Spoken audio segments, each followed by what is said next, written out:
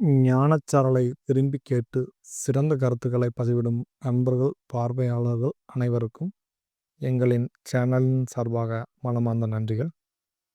இது உங்களுக்கு பிடித்திருக்கும் பட்சத்தில் இதை பலருக்கும் ஷேர் அண்ட் சப்ஸ்கிரைப் செய்தால் இந்த கருத்துக்கள் பலருக்கும் சென்றடைய உதவியாக இருக்கும். நன்றி. வேளம் இளைஞனாகிய எல்லாம் வல்ல ஸ்ரீ கனகாசலமூர்த்தி பெருமானுடைய திருவருளினால் வெளிவந்து கொண்டிருக்கும் இந்த ஞானச்சாரலில் பல்வேறு அரிதான செய்திகளை உங்களோடு பகிர்ந்து வருகிற நிலையில் உருவ வழிபாடு, அருவ வழிபாடு, உருவ வழிபாடு என்றெல்லாம் நம்முடைய சமயத்தில் பல அடுக்குகள் சொல்லப்பட்டிருக்கிறது. தனக்குள்ளேயே வழிபடுதல், தேகத்தையே தேவாலயமாக மாற்றி வணங்குதல், புறத்தே இறைவனை வைத்து உருவ நிலையில் வணங்குதல் என்ற அடிப்படையில் அதிகமான மூர்த்தங்களும் அவர்களுடைய மந்திரங்களும் நம்முடைய முன்னோர்களால் நமக்கு வழங்கப்பட்டிருக்கிறது. இதில் பலரும் கேட்கிறார்கள். இன்று முந்தைய காலங்களில் செய்தி பத்திரிகைகளில் ஒரு விஷயம் வந்துவிட்டால் அது அப்படியே பரவி ஒரு பெயரும் புகழும், ஒரு ஆலயத்தை பற்றி ஏதேனும் ஒரு பத்திரிகையில் செய்தி வந்தால் அது உடனடியாக மக்களிடம் போய் சேர்ந்து அங்கு கூட்டங்கள் மிகுந்து செல்வதை நாம் பார்க்க முடிகிறது. என்னுடைய வாழ்விலே அப்படி சிலவற்றை நாம் பார்த்திருக்கிறேன். தற்போது ஊடக வசதிகள் எல்லாம் மிக அதிகமாகிவிட்ட நிலையில் இந்த ஆன்மீக செய்திகளை, மறைந்திருக்கிற ஆலயங்களை, ஒவ்வொன்றிற்கும் ஒரு சிறப்பு இருக்கிறது, ஒவ்வொரு மூர்த்தத்திற்கும் ஒரு சிறப்பு இருக்கிறது என்று மனிதருடைய பிரச்சனையின் அடிப்படையில் இந்த ஆலயங்களை அணுகுதல், இறைவனை அணுகி வரம் கேட்டல், அது தவிர சில சித்திகளை பெறுவதற்காக சில தெய்வ வழிபாடுகளை பற்றி விசாரித்து தெரிந்து கொள்வது, தேவதா சக்திகள், யக்ஷர்கள், கந்தர்வர்கள் என்று அவர்களுடைய தொடர்பை ஏற்படுத்தி தருவதற்கு என்ன வழிபாடு செய்யலாம் என்று பல விதங்களில் மனிதருடைய ஐயப்பாடுகள் இருக்கிறது. இவ்விதமாக இந்த இறைவனை பற்றி அறியும் ஆவல் அனைவருக்கும் இருக்கிறது. அனைத்து உயிரினங்களுக்கும், மானிடர்களில் அனைவருக்கும் இந்த இறைவனை உணர வேண்டும், இறைவனை பற்றி அறிய வேண்டும் என்ற உணர்வுகள் தவிர்க்க முடியாததாக இருக்கிறது. இறைவனை இல்லை என்று மறுக்கிறவர்களும் கூட அந்த இறைவனை பற்றி சிந்தித்து கொண்டுதான் இருக்க வேண்டும். அதை பற்றிய வரலாறுகள், செய்திகள் இவற்றை படிக்க வேண்டும். இல்லை என்று மறுத்த பிறகு ஒரு பொருள் இல்லை என்று தீர்மானமாக நமக்கு தெரிந்துவிட்டது என்றால், இருக்கிறது என்று சொல்கிறவர்களிடம் நாம் வாதிட வேண்டிய அவசியம் இல்லை. நமக்கே தீர்க்க தரிசனமாக இல்லை ஒரு பொருள், இறைவன் என்று ஒரு படைப்பாளி இல்லை என்று நம்முடைய நாட்டில் நாஸ்திக மதம் என்று இருக்கிறது. அதை நான் முன்பே கூட கூறியிருக்கலாம். அவ்வாறு இல்லை என்று மறுக்கிறவர்கள் அதை மறுத்து ஒரு மனிதனிடம் பேசிக்கொண்டு இருக்க வேண்டிய அவசியமில்லை. இல்லை என்று நன்றாக தெரிந்துவிட்டது. திரும்ப அது அவர்களுக்கு ஒரு விவாத பொருளாக மாறுவதற்கு வாய்ப்பே இல்லை. இப்படி அனைத்து உயிர்களும் இறைவனை தேடுகிறது. அந்த இறைவனோ பல விதங்களில் ஒளிந்து தன்னுடைய விளையாட்டை நடத்தி வருகிறார். பொது இந்த விநாயகருடைய வழிபாடு, அம்பாளுடைய வழிபாடு, சிவ வழிபாடு, முருகப்பெருமானை வணங்குவது, நாராயணனை வணங்குவது, இப்படி பல தெய்வ வழிபாட்டு அனுபவங்களும் உருவ நிலையில் இருக்கவே செய்கிறது. ஆனால் என்னை பொறுத்தளவில் என்னிடம் பல கேள்விகள் வருகிறது. என்னை பொறுத்தளவில் பூர்வ ஜென்ம விட்ட குறையினால் இந்த பிறவியில் இளம் வயதிலிருந்தே மனம் இறைவனை நோக்கித்தான் பயணம் செய்தது. சில சந்தர்ப்ப சூழ்நிலைகள், அது சில பாரம்பரியமான சில குணாதிசயங்களால் என்னுடைய இளமை கால வாழ்வு போராட்டம் நிறைந்ததாகவும் இருந்திருக்கிறது. அநீதி அக்கிரமங்களை எதிர்த்து என்னுடைய குடும்பத்தாருக்காக, தாய் தந்தையருக்காக பலவிதமான சத்திய போராட்டங்களை, நீதியை நிலைநிறுத்துவதற்காக பல எதிர்ப்புகளை நான் சந்திக்க வேண்டியிருந்தது. அது ஒரு தனி வாழ்வு. இந்த நிலையில் எப்போதும் இறை உணர்வு என்று எனக்கு ஒருபோதும் குறைந்ததில்லை. இளம் வயதிலே நான் விநாயகரை வணங்குவேன். எனக்கு கேதுவனுடைய ஆதிக்கம் அதிகமாக இருக்கிற காரணத்தால் இளம் வயது முதலே நான் வசித்த வீட்டுக்கு அருகே ஒரு அரச மரத்தடி விநாயகர் உண்டு. அந்த விநாயகருக்கு அவ்வப்பொழுது இந்த காரியம் நடக்கட்டும், நான் கற்பூரம் ஏற்றி வைக்கிறேன் என்று அந்த இளம் வயது 5, 6 வயதுகளில் அப்படி வேண்டத் தொடங்கியது.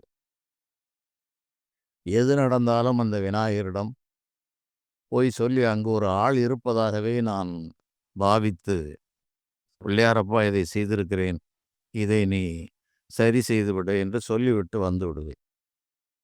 இது எங்கள் வீட்டில் என் தாய் தந்தை உட்பட அனைவருக்கும் ஒரு வேடிக்கையாகவே இருக்கும். என்னடா எதை எடுத்தாலும் போய் நடக்குமா, இதை செய்தாயா, இல்லை நான் பிள்ளையாரிடம் சொல்லிவிட்டேன் நடக்கும் என்று நான் கூறுவது அனைவருடைய கேலிக்கும் அது இடமாக இருந்தது. அப்போது எனக்கு இளம் வயது முதல் அந்த ஞான நாட்டமே மிகுந்திருந்ததால் கல்வியில் அதிகம் நான் கவனம் செலுத்தவில்லை. ஒரு 6, 7, 8 அது போன்றதெல்லாம் நான் உயர்நிலை பள்ளியில் படிக்கும்போது, அது சற்று தள்ளி மலைப்பகுதியை ஒட்டிய ஒரு பள்ளிக்கூடம். அங்கு பெரிய ஜன்னலுக்கு எதிரே பார்த்தால் மலை. இது போன்ற நிலையில் நான் என்னை மறந்த ஒரு தியான நிலைக்கு போய்விடுவது வழக்கம். பெரும்பாலும் அவ்வாறே நடக்கும். எல்லா பாடங்களையும் அரைகுறையாக காதிலே கேட்பேன், அல்லது வீட்டிலே போய் படித்து எப்படியோ எழுதிவிடுவேன். இந்த கணிதம் என்பது மட்டும் கவனித்தால் தான் செய்ய முடியும், அல்லது யாராவது சொல்லிக் கொடுத்தால்தான் அது புரிய முடியும். அது ஒரு தியான நிலையில், முக்கால் உறக்க நிலை, கால் விழிப்பு நிலையில் இருந்தால் அது நிச்சயமாக ஒன்றும் புரியாது. அதனால் இந்த கணிதம் எப்போதுமே எனக்கு ஒரு பிரச்சனையான ஒரு பாடமாகவே இருக்கும். இதை என்னுடன் உடன் பிறந்தவர்கள் எப்போதுமே, ஒரு நல்லவனுக்கு சோதனைகள் அதிகமாக இருக்கும். அதில் முதல் சோதனை உடன் பிறந்தவரிடமிருந்து தான் ஆரம்பமாகும். உடன் பிறந்தார் சுற்றத்தார் என்றிருக்க வேண்டாம், உடன் பிறந்தே கொல்லும் வியாதி. உடன்பிறவா மாமலையில் உள்ள மருந்தே பிணிதீர்க்கும் அதுபோல்வாரும் உளர் என்று நம்முடைய மூதறிஞர்கள் கூறியிருக்கிறார்கள். உடன் பிறந்தவர்கள் எல்லோரும் நமக்கு உண்மையாக இருப்பார்கள், அவர்கள் நமக்கு கஷ்ட நஷ்ட நேரங்களில் வந்து உதவுவார்கள் என்று நீ நினைத்து விட வேண்டாம். உடன் பிறந்துதான் கொல்லுகிறது. வியாதியே இந்த உடலுக்குள் இருந்து கொண்டுதான் இந்த உடலை அளிக்கிறது. சிலருக்கு அரிதாக இந்த உடன்பிறப்புகள், அவையெல்லாம் ஜாதகத்தில் மிக தெளிவாக கண்டு கூறலாம்.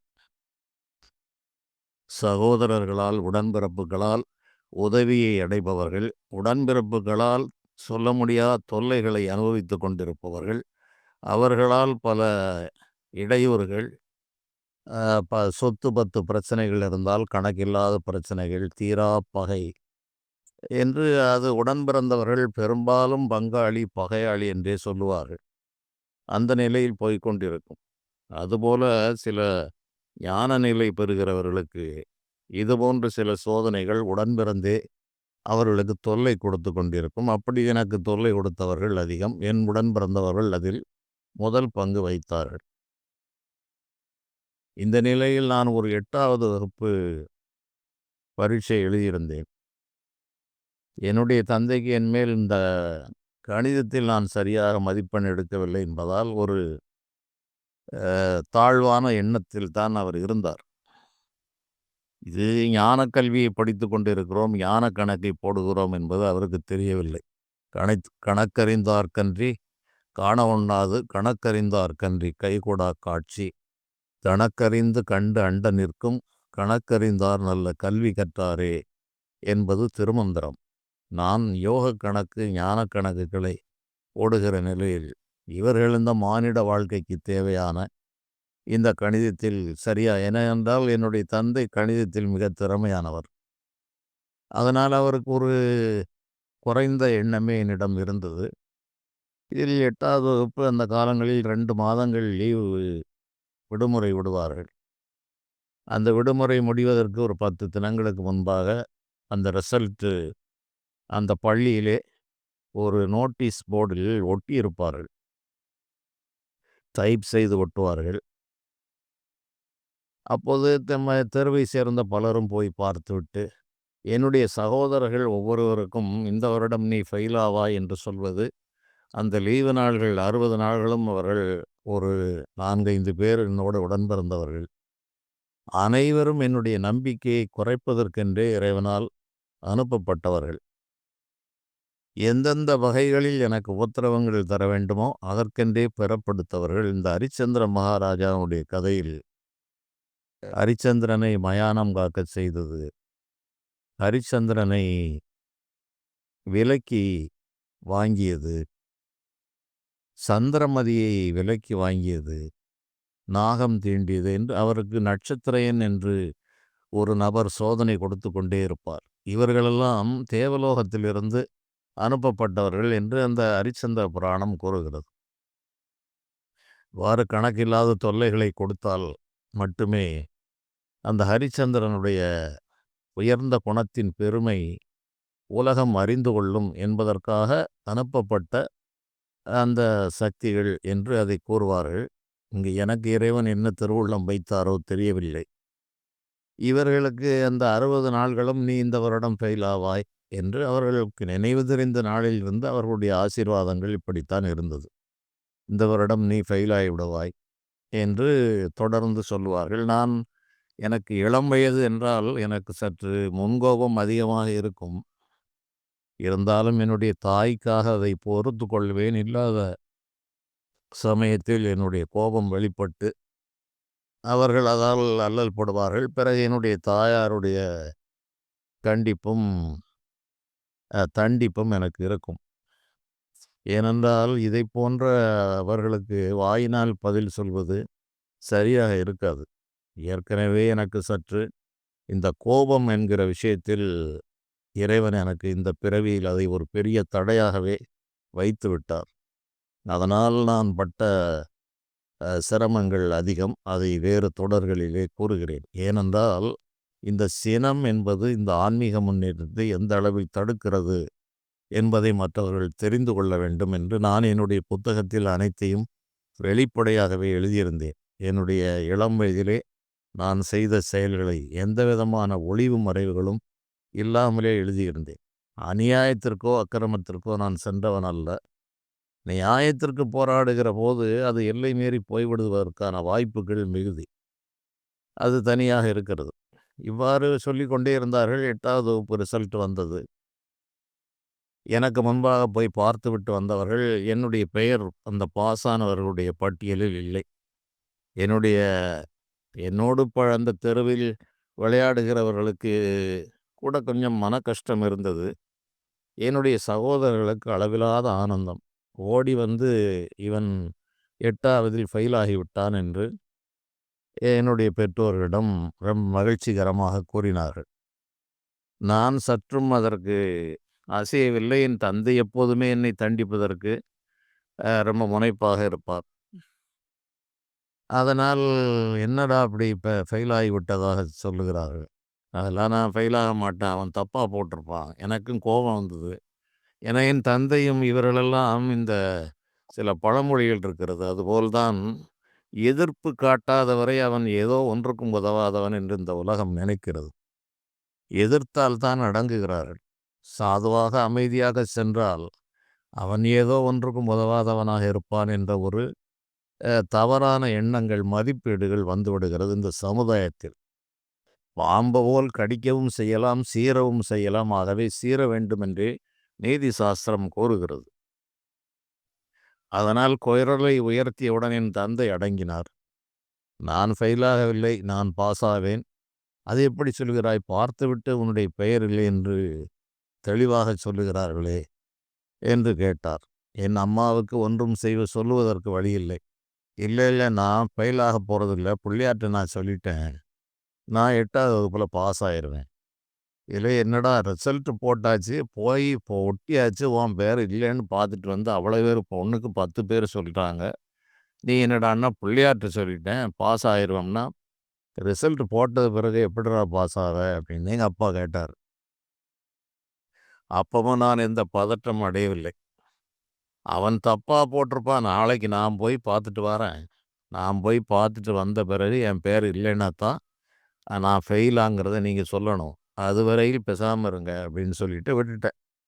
அது அங்கிருந்து ஒரு 3 கிலோமீட்டர் நடந்து செல்ல வேண்டும். அன்று முழுவதும் நான் செல்லவில்லை. நாளை போய் பார்த்து கொள்ளலாம் என்று வைத்து விட்டேன். மறுநாள் ஒரு பகல் வேளையில் ஒரு 12 மணி அளவில் போய் பார்க்கும்போது, பக்கத்திலே விடுபட்டவர்கள் பெயர் என்று என்னுடைய பெயர் பாஸான அந்த பட்டியலில் வந்திருந்தது. முதல் நாள் நடந்தது உண்மைதான். அவர்கள் ஏதோ விடுதலாக அது என்னுடைய பெயர் விட்டு போய்விட்டது. மறுநாள் விடுபட்டது என்று என்னைப் போல ஒரு 2 பேருக்கு இவர்கள் 8வது வகுப்பில் பாஸ் செய்து விட்டார்கள் என்று பாஸானவருடைய பட்டியலில் என்னுடைய பெயர் இருந்தது. நான் பார்த்துவிட்டு வந்து சொன்னேன். என்னுடைய அப்பாவுக்கு கொஞ்சம் ஆச்சரியமும் இருந்தது. என்னடா இப்படி நடந்தது? நான் தான் சொன்னேனே, பிள்ளையார்ட்ட சொல்லியிருக்கேன், பாஸ் ஆக்குவாருன்னு சொல்லியிருக்கேன், என்ன உங்களுக்கு நம்பிக்கை இல்லை அப்படின்னோடனே அவருக்குமே கொஞ்சம் யோசித்தார். பரவாயில்லை, இவனுக்கு இருக்கிற நம்பிக்கை இவ்வளவு இருக்கிறது, அவன் சொன்னது மாதிரியே நடந்து விட்டது என்று அவரும் அதை வியப்பாக பார்த்து என்னுடைய தாயிடம் கூறினார். இப்படி இதற்கு நான் எந்த விநாயகருடைய மூல மந்திரங்களை நான் அறிந்தவனும் அல்ல, அவ்வாறு நான் வழிபட்டவனும் அல்ல. அங்கேயே ஒரு விநாயகர் இருக்கிறார் என்று நம்பி அங்கு போய் சொல்லுவேன். பரீட்சை எழுதிவிட்டு, பிள்ளையாரப்பா பரீட்சை எழுதிவிட்டேன், பாஸாக்கு. என்னுடன் உடன் பிறந்தவர்களெல்லாம் நீ ஃபெயில் ஆவாய் என்றே சொல்லி வருகிறார்கள், பாஸாக்கு என்று சொல்லிவிட்டு நான் வந்து விடுவேன். இறுதி வரையிலும் எந்த வகுப்பிலும் நான் ஃபெயிலாகவில்லை. நான் ஃபெயிலாவேன் என்று என்னுடைய சகோதரர்களில் இருவர், அவர்கள்தான் அடிக்கடி ஃபெயிலாக வேண்டிய நிலைமை, இந்த 11 வகுப்புக்குள்ளே அவர்கள் ஃபெயிலாக வேண்டிய நிலைமைக்கு ஆளானார்கள். அது தனிக்கதை. ஏனென்றால் இது போன்ற நபர்களை சீண்டி பார்க்கிறவர்களுக்கு மும்மடங்கு துன்பங்கள் அவர்களுக்கு வந்து சேரும் என்கிற அறிவோ உணர்வோ அவர்களுக்கு வராது. காரணம், அருகிலே இருப்பார்கள். விளக்குக்கு கீழே இருட்டே விழும் என்பார்கள். அது அருகில் இருப்பவர்களுக்கு அதனுடைய பெருமை தெரியாது. ஆகவே அவ்வாறு சொன்னவர்கள், அவர்கள் இந்த 11வது வகுப்பு கூட ஒரு சகோதரனால் பாஸ் ஆக முடியவில்லை. அதன் பிறகு தத்தி புத்தி எங்கே எழுதி தான் இந்த 2 பேரும் யார் யாரெல்லாம் நான் ஃபெயில் ஆவேன் என்று சொன்னார்களோ அவர்கள் பலமுறை தடுக்கி விழுந்துதான் மேலே வர முடிந்தது. ஆனால் எனக்கு எந்த விதமான பிரச்சனையும் வரவில்லை. இதுதான் என்னுடைய வழிபாட்டு முறை. அதன் பிறகு ஞான உணர்வுகள் இருந்தது. பல நூல்களை படித்தேன். அந்த எப்போதும் தியானத்தில் இருப்பது, மனம் ஒன்றுபட்டு விடுவது என்பதெல்லாம் ஒரு நிலையாக இருந்தாலும், விநாயகர் இருக்கிறார். விநாயகரிடம் நான் சொல்லிவிட்டேன், விநாயகர் காப்பாற்றுவார். அது பிள்ளையார் அப்பா என்று தான் பிள்ளையார் காப்பாற்றுவார். இப்படி சொல்வதுதான் என்னுடைய வழக்கமாக இருந்தது. ஏனென்றால் மூலாதாரத்தின் முதல் தேவதை அந்த கணேசர் கண்டத்துதிப்பார் என்ற அடிப்படையில் அவருடைய அனுக்கிரகம் இல்லாமல் எந்த காரியமும் நடக்காது என்றுதான் சாஸ்திரங்கள் கூறுகிறது. உண்மையும் அதுதான். அந்த வடிவத்தில் பிரணவ மந்திரத்தினுடைய ஓங்கார சொரூபமாக இருக்கிற அந்த ஆதிமூலமான அந்த விநாயகருடைய அருள் நிச்சயமாக தேவை. அது அனைத்து வழிபாடுகளுக்கும் அதுவே முதன்மை வழிபாடாக இருக்கிறது. அவ்வாறு செய்யாமல் இருந்தால் அந்த காரியங்கள் தடைப்படும் என்பதால் விக்கினராஜன், விக்கினம் என்றால் இடையூறு, விக்னேஸ்வரன் என்றால் விக்கினங்களை, இடையூறுகளை தடுப்பவர் என்று பொருள். அவ்வாறு தான் வைக்கிறார்கள், வணங்குகிறார்கள். இந்த நிலையில் பல ஆண்டுகளுக்கு முன்பு நான் தென்காசிக்கு இருசக்கர வாகனங்களில் செல்லுகிற வழியில் ஒரு சாலை ஓர விநாயகர் கோயில், இதை நான் முன்பே சொல்லியிருக்கலாம். பலர் அதை தெரிந்திருக்க வாய்ப்பில்லை என்று மீண்டும் நான் கூறுகிறேன். காரணம், உருவ வழிபாட்டில் என்ன உங்களுடைய அனுபவம் என்று பலர் கேட்கிற காரணத்தால் இவற்றை நான் கூறுகிறேன். என்னுடைய உருவ வழிபாட்டு நிலை இப்படித்தான் இருந்ததே தவிர எந்த சட்டதிட்டங்களுக்கும் உட்பட்டு இருக்கவில்லை. நான் இதற்கு என்று பிரத்யேகமாக இந்த விநாயகரைத்தான் வணங்க வேண்டும், வயிற்றிலே நாகப்பாம்பை சுற்றி இருக்கிற விநாயகரிடம் போய் சர்ப்ப விநாயகர் என்று பரிகாரம் செய்ய சொல்லி இங்கே ஒருவர் சொல்லிக் கொண்டிருந்தார். எனக்கு இதை கேட்டால் வேடிக்கையாகத்தான் இருக்கும். என்னிடமே சொல்வார்கள், இந்த கோயிலிலே வயிற்றை சுற்றி சர்ப்பம் இருக்கிறது, நீ அது போன்ற சர்ப்ப விநாயகரை போய் வணங்கினால் உங்களுடைய சர்ப்ப தோஷம் நீங்கும் என்று அவர் பிரபலமானவர், அவர் கூறினார் என்று பலர் கேட்பார்கள். அது உங்களுடைய விருப்பம் ஐயா, என்னுடைய கொள்கைக்கும் அதற்கும் சரியாக வராது. ஏதோ ஒவ்வொரு வடிவங்களில் அடித்திருக்கிறார்கள் சிலையை, சிற்பத்தை. என்னை பொறுத்தளவில் எங்கு வேண்டுமானாலும் வழிபடக்கூடிய நிலை இறைவன் வழங்கியிருக்கிறார். ஆகவே இப்படி சர்ப்பத்தை வைத்திருக்கிறார், சர்ப்ப விநாயகர், தாமரை வைத்திருக்கிறார், தாமரை விநாயகர், இவையெல்லாம் ஆரம்ப பாடங்கள் என்று நான் அவற்றை தள்ளி விடுவேன். எனக்கு வேடிக்கையாகவும் இருக்கும். உங்களுக்கு வேண்டியதாக இருந்தால் நீங்கள் வழிபாடு செய்யுங்கள், அது உங்களுடைய விருப்பம்.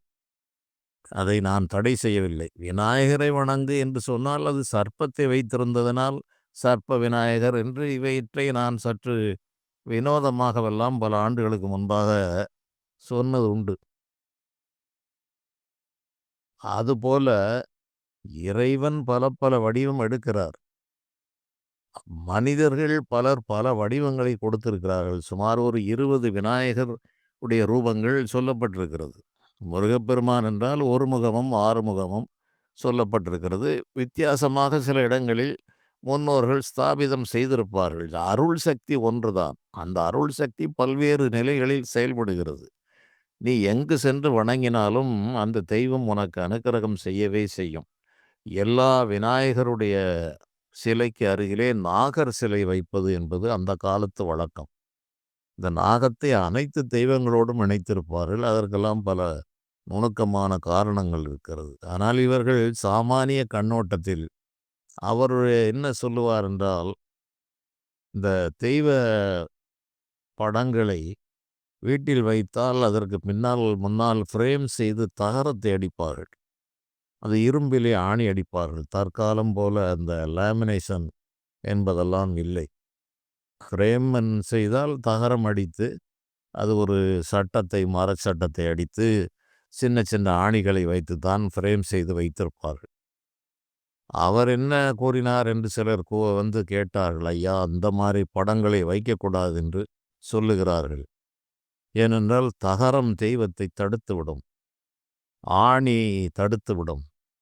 அதனால் சாதாரண அட்டையாக இருக்க வேண்டும், தகரம் தெய்வ சக்தியை தடுக்கும் என்று வைக்கக்கூடாது என்று சொல்கிறார்கள் என்று கேட்பார்கள். எனக்கு என்ன செய்வது என்று, இதற்கெல்லாம் என்ன செய்வது? ஒவ்வொருவரும் அவரவருக்கு தோன்றியபடியெல்லாம், மனம் போனபடியெல்லாம் சொல்கிறார்கள். அது அன்றிலிருந்து இன்று வரை நடக்கிறது. மக்களுக்கோ எது உண்மை, எது பொய், எது சரி, எது தவறு என்று ஒரு சலனமான மனநிலையில் இருக்கிறார்கள். இதுபோன்ற நிலையில் சொல்பவர்கள் ஒரு பிரபல நிலைகளை அடைந்து விட்டால் அவருடைய வாக்கு வேத வாக்காக மாறிவிடுகிறது. அப்போது நான் சொன்னேன், அப்படியெல்லாம் இல்லையா, 5 பூதங்களும் அவருடைய ஆளுகைக்குள் இருக்கிறது. பஞ்சபூதங்களில் தான் இரும்பும் இருக்கிறது, தங்கமும் இருக்கிறது, தகரமும் இருக்கிறது. இது என்னையா வாதம்? எந்த சமயத்தில் இவ்வாறு சொல்லப்பட்டிருக்கிறது? அவர் சொல்பவர் இந்த சமயத்தில் சார்ந்தவர், தெய்வ நம்பிக்கை உள்ளவர் என்றால் இறைவன் அனைத்திலும் ஊடாடி கிடக்கிறார் என்கிற ஒரு அடிப்படை உணர்வே இல்லாமல் இரும்பை பயன்படுத்தினால் அந்த காலத்தில் ஒரு நம்பிக்கை உண்டு. இரும்பை கையில் எடுத்து கொண்டு சென்றால் பேய் வராது என்று ஒரு 60 ஆண்டுகளுக்கு முன்பாக சொல்வார்கள். ஆனால் அதை உண்மை என்று நம்பி காரிலே இரும்பு வளையம் போட்டவர்கள் எல்லாம் உண்டு. 30 வயசு ஆகியிருக்கும். தனி வழியாக சென்றால் ஒரு இரும்பு வளையத்தை போட்டுக்கொண்டால் அந்த பேய் ஒன்றும் செய்யாது. அது இரும்பு சாவியே எடுத்து வந்து விடுகிறது. அந்த பேய் என்பது குறளி என்று பல துஷ்ட சக்திகள் எல்லாம் இருக்கிறது. அவைகள் இரும்பு சாவியே கொண்டு வந்து காட்டுகிற வேலைகள் எல்லாம் இருக்கிறது. இவர்கள் ஒரு நம்பிக்கையாக ஏதோ சொல்லி இருக்கிறார்கள், இரும்பை வைத்தால் பேய் வராது. வண்டி மாடுகள் கட்டி செல்லுகிற போது பேய் சுண்ணாம்பு கேட்டது. சுண்ணாம்பு இவர்கள் கத்தியிலே எடுத்து கொடுத்தவுடன் அந்த பேய் அப்படி கூச்சலிட்டு அப்படியே விழுந்தது. அது ஒரு பச்சை ஓணானாக விழுந்து இறந்ததென்றெல்லாம் கட்டுக்கதைகள் நிறைய அந்த காலங்களில் உண்டு. உண்மை சிறிதளவு இருந்தால் கட்டுக்கதைகள் கணக்கில்லாமல் இருக்கும். அதுபோல தெய்வம் அனைத்திலும் இருக்கிறதையா, இரும்பு தடுத்து விடும் என்றால் கோயிலிலே இரும்பு துருப்பிடிக்கும் என்ற காரணத்தால் ஆலயங்களிலே பஞ்சலோக விக்கிரகங்களை வைப்பார்கள், கல்லிலே வைப்பார்கள். அதை தங்கத்திலேயே கூட வைக்க முடியும். அரசர்கள் அவ்வாறு செய்யவில்லை. காரணம், அது உற்சவருக்கு மட்டும் பஞ்சலோகத்தை சேர்ப்பார்கள். மூலவருக்கு தங்கத்தாலேயே மூலவர் ஒரு சிவலிங்க திருமேனியவோ ஒரு முருகப்பெருமானையோ ஒரு மீனாட்சி காமாட்சியோ தங்கத்திலேயே செய்துவிட முடியும். என்றாலும் கல்தான் அதை கடத்தும் என்கிற காரணத்தால் கல்லிலே வைத்தார்கள். ஆகவே இது இரும்பு என்பது அந்த கதவிலே இரும்பு தான் வைத்தாக வேண்டும். உள்ளே பயன்பாட்டுக்கு இரும்பை பயன்படுத்த மாட்டார்கள். அது செப்பு பாத்திரம், பித்தளை பாத்திரம் என்று வைப்பார்கள். கொடிமரத்திலே சம்பு வைப்பது மின்சாரத்தை கடத்துவது. இரும்பு வைக்கலாம், இரும்பு விரைவில் தூறு ஏறும். ஆகவே இரும்பை வைக்க மாட்டார்கள். அது பெரிய கதவு, கோட்டை கதவு போல் இருக்கிற ஆலயத்தின் 4 கோபுர வாசல்களிலும் இரும்புகள் பயன்படுத்தப்பட்ட கதவுகள் தான் பொருத்தப்படுகிறது. இந்த இரும்பு கடவுளை தடுக்கிறது என்றால் இதை உங்களுடைய சிந்தனைக்கே விட்டு விடுகிறேன். அதுபோல நான் அவ்வாறு செல்கின்ற சமயத்தில் அந்த விநாயகரை வணங்கி செல்வது, எல்லோருமே அங்கு வணங்கி செல்வார்கள். அது ஒரு வழக்கமாக இருந்தது. சின்ன விநாயகர் தான். நான் சில நேரங்களில் செல்வேன். சில நேரங்களில் இது என்ன இறங்கித்தான் கும்பிட வேண்டும் என்று சட்டமா இருக்கிறது என்று ஒரு நாள், பிள்ளையாரே இறங்கி நின்றுதான் உமக்கு கும்பிட வேண்டுமா? நான் நின்று இறங்காமல் அப்படியே அந்த சாலையின் வலதுபுறம் இருக்கிறது. நான் இடதுபுறம் செல்பவன் அந்த சாலையை கடந்து தான் அங்கு செல்ல வேண்டும். அதனால் சரி என்று நான் வணங்காமலே செல்கிறேன். வணங்காமலே சென்றால் கீழே தள்ளிவிடுவீரோ பிள்ளையாரே என்று மனதிலே நினைத்து கொண்டு இன்று வணங்கப் போவதில்லை. நான் போகிறேன். ஒருவேளை நீர் கீழே தள்ளிவிடுவீரோ கோபித்து கொண்டு என்று மனதிலே கேட்டுக்கொண்டு, ஏனென்றால் சிறுவயது முதல் என்னிடம் விநாயகரிடம் இவ்வாறு தான் நான் வழிபாடு செய்வது. அதுபோலவே அங்கு சென்றேன். அங்கே ஒரு பாலம் வேலை நடந்து கொண்டிருக்கிற காரணத்தால் ஊருக்குள் செல்லும்போது ஒரு ஒற்றையடி பாதை, மனித சஞ்சாரம் அதிகமாக இருக்காது. அந்த வழியில்தான் சென்று அந்த ஊருக்குள் செல்ல வேண்டிய ஒரு நிலை. அப்போது நான் ஊருக்குள் போய் அந்த வேலைகளை எல்லாம் முடித்துவிட்டு ஒரு மத்தியான வேளையில் திரும்பி வருகிறேன். வரும்போது அது செம்மண் சாலை. ஆட்கள் யாருமே இல்லை. அது ஒரு செம்மண் சாலை என்றால் ஓரளவு இருகலாகத்தான் இருக்கிறது. ஒரு குறிப்பிட்ட இடத்தில் வந்தவுடன் எப்படி விழுந்தேன் என்று தெரியவில்லை. இருசக்கர வாகனத்தோடு கீழே விழுந்தேன். வண்டி என் மேல் அப்படியே கிடக்கிறது. ஸ்கூட்டர் என் மேல் இருக்கிறது. எனக்கு வியப்பு. சரி பிள்ளையாரே, சொன்னது போல் செய்து விட்டீர். எனக்கு இந்த வண்டியை தூக்கி விடுவதற்கு ஒரு ஆளை அனுப்பி வையும் என்று எனக்கு எந்த விதமான ஒரு கவலையும் இல்லை, இது இல்லை. ஆனால் பரவாயில்லை, இருக்கும் பிள்ளையார் இன்னும் சொல்வதை கேட்டுக்கொண்டு அவர் வேலையை காட்டி கொண்டு தான் இருக்கிறார் என்று மகிழ்ச்சி தான் ஏற்பட்டது. அப்படியே ஒரு 5, 7 நிமிடங்கள் வண்டி என் மேல் இருக்கிறது. ஏன்னா நான் எழுந்து கொள்ள முடியாது. 100, 120 கிலோ எடை உள்ள வண்டி என் மேல் இருக்கிறது. நான் தரையில் விழுந்து கிடக்கிறேன். ஒரு மனிதன் வந்து அதை தள்ளிவிடாமல் நான் அதை புரட்டலாம். அது கை கால்களிலே இடித்து இரத்த காயம் ஏற்படும். எவ்வாறு கிடந்தேன். சிறிது நேரத்தில் ஒரு 4 நிமிடம் அல்லது 3 நிமிடங்கள் அவ்வாறு இருந்திருக்கலாம். தொலைவில் ஒரு வண்டியில் ஒரு நபர் வந்தார். உடனே "என்ன ஐயா என்ன?" என்று வண்டியை நிறுத்திவிட்டு அந்த ஆள், அது ஒரு திடகாத்திரமான மனிதன். ஒற்றை நபராக அந்த வண்டியை எடுத்துவிட்டு, "ஐயா கை கால்களில் இடிபட்டிருக்கிறதா பாருங்கள்." "இல்லையா ஒன்றும் படவில்லை. எந்த விதமான அடியும் படவில்லை." "பரவாயில்லை. இந்த பாருங்க இந்த மண்ணு ரோடு இப்படி சறுக்கித்தான் விடுது." அப்படி என்று அவர் சொல்லிவிட்டு அவர் போய்விட்டார். அதன் பிறகு நான் போகின்ற வழியில் அந்த பிள்ளையார் கோயில் இறங்கி, சொன்னது போலவே சொன்ன வண்ணம் செய்த பெருமாள் என்றெல்லாம் சொல்லுவார்கள். அதுபோல சொன்ன வண்ணமே செய்து விட்டீரே! நான் வந்து இறங்கி கும்பிடாவிட்டால் கீழே தள்ளி விடுவீரோ என்று நான் கேட்டேன். அதைப் போலவே கீழே தள்ளிவிட்டீர். உம்முடைய விளையாட்டுக்கள் இன்னும் குறையவில்லை என்று சொல்லிவிட்டு, இனிமேல் நான் ஒழுங்காக இங்கு வந்து இந்த பகுதிக்கு வந்தால் உம்மை வணங்கிவிட்டே செல்கிறேன். நீர்தான் எங்கும் இருக்கிறீரே, ஏன் இப்படி செய்தீர்? மனதில் உம்மை எண்ணிக்கொண்டு தானே சென்றேன் என்று நான் பிரார்த்தனை செய்தபோது, அது இறைவனுடைய விளையாட்டு. நான் எங்கும் இருக்கிறேன்.